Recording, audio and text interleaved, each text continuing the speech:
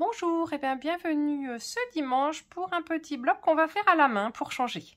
Il vous faut un carré de 15 par 15 et du tissu qu'on va utiliser en bande et qu'on va déchirer. Pourquoi déchirer? D'abord parce que ça fait un effet sympa sur les bords et parce que si on le coupe, on risque d'avoir un effilochage plus important. Donc voilà, j'ai préféré le déchirer. Des bandes, alors pour déchirer, pour que ce soit déchiré des deux côtés, voilà, donc il faut une bande, alors c'est un peu long la mienne, hein, mais là, en l'occurrence, il vous faudrait une bande qui fasse au moins deux fois une trentaine de centimètres de long, voilà, plusieurs bandes de 30 cm de long. Donc ici, pour déchirer, on fait un cran dans le tissu, voilà, ne le faites pas juste au bord parce que vous n'allez pas pouvoir déchirer une si petite largeur, donc faites-le à peu près 1 cm. Donc on va commencer ici, donc pour déchirer, hop, on tire. Voilà, alors quand on déchire vraiment sur le droit fil au sens strict du terme parce qu'on déchire le long du même fil. Donc des fois, c'est pas droit par rapport à ce que vous avez coupé avant, c'est pas très grave. Donc cette bande-là, je vais pas l'utiliser parce qu'elle a un côté droit et un côté déchiré. Enfin, je vais pas l'utiliser aujourd'hui, mais je le garde pour peut-être une prochaine fois. Et puis je vais en couper un deuxième ici. Donc là, toujours, vous coupez un petit peu plus large que ce que vous voulez quand vous voulez déchirer, parce qu'il y a une partie de perte. Donc moi, je veux que ça fasse 1 centimètre à peu près. Donc, je sais pas, je vais aller au pif comme ça. Voilà. Et hop. Après, il faut essayer de faire un geste assez vif. Voilà. Alors là, c'est du café-facette. Le café-facette, c'est un tissu qui est très fin. Du coup, qui se déchire finalement moins bien, ou en tout cas qui est un peu plus déformé par le fait de déchirer que ne l'était l'autre que j'ai fait ici, qui est un batik. Vous allez vous retrouver avec des fils un peu comme ça. Donc pour ce projet-là, on va les enlever, les grands fils qui se baladent. Voilà, on peut repasser ou pas, mais le travail qu'on va faire aujourd'hui va permettre de le repasser, enfin en tout cas, de le retravailler au fur et à mesure. Voilà. Alors, on va utiliser un fil à broder. Alors ici, vous pouvez utiliser du perlé. Ici, j'ai deux fils différents, mais à peu près de la même couleur. C'est une question d'esthétique. Donc, le fil, il va se voir. Le travail qu'on va faire va se voir. Donc, à vous de voir ce que vous avez envie de mettre au niveau du fil. Moi, je vous conseille de mettre quelque chose d'assez gros et d'assez visible parce que ça fait partie de ce qu'on va faire. Voilà. Donc, l'idée, c'est que... Alors, je ne sais pas trop dans quel sens je vais prendre ça. Voilà. On va laisser un peu de marge sur le côté. Et puis, on va partir de là. OK. Et donc, je vais faire un premier point ici. Alors, il y a pas mal de choses qui sont possibles au niveau des points. Alors, moi, je vais faire des grands points comme ça. Voilà. Je vais en faire un deuxième ici. Voilà. Et ce qu'on va faire surtout, maintenant qu'on est là,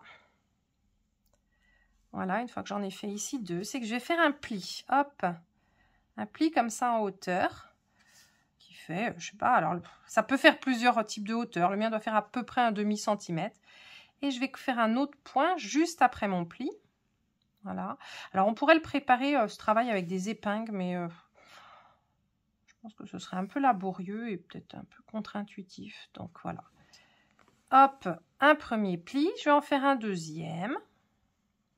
Là, vous pouvez entrer dans votre domaine de liberté, de faire ce que vous voulez. Voilà. Et parce qu'on fait rarement... enfin, toujours des fois plus joli d'avoir des nombres impairs. Je vais en faire un troisième. Voilà.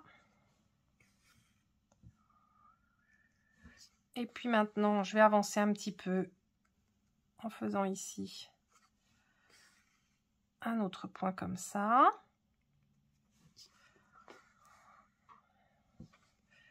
Alors j'ai de la chance, c'est que comme mon tissu du dessous, il a des rayures, du coup, vous voyez, je vais suivre les rayures. Si vous n'avez pas de... Même si mes rayures, mon carré n'est pas super coupé. Si vous n'avez pas de rayures et que vous voulez vraiment faire des lignes droites, eh bien, vous pouvez tracer donc des lignes au crayon mine. Ou alors, vous pouvez vous dire que c'est pas grave si c'est pas droit.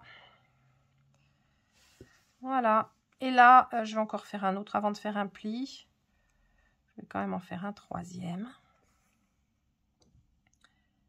Et on va continuer. Après, à vous de choisir le rythme que vous voulez et pour les plis.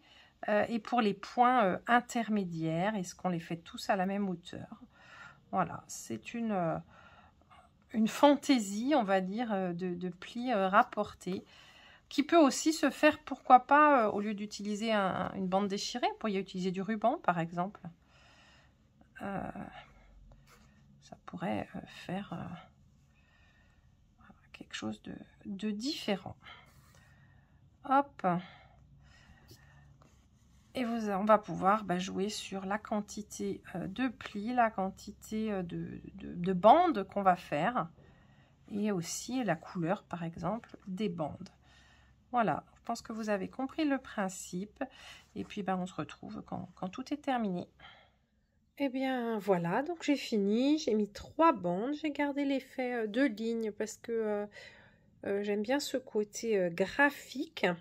Même si je remarque que vous, en tout cas parmi celles qui sont sur le groupe Facebook, vous êtes très souvent à essayer de faire des choses réalistes, des paysages, des fleurs, des éventails, enfin voilà.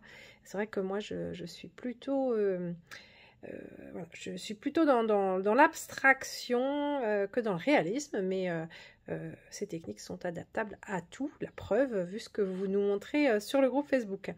Donc, et ben voici, mon bloc est fini. J'espère que vous êtes bien amusés encore cette semaine et je vous dis rendez-vous à la semaine prochaine. À bientôt!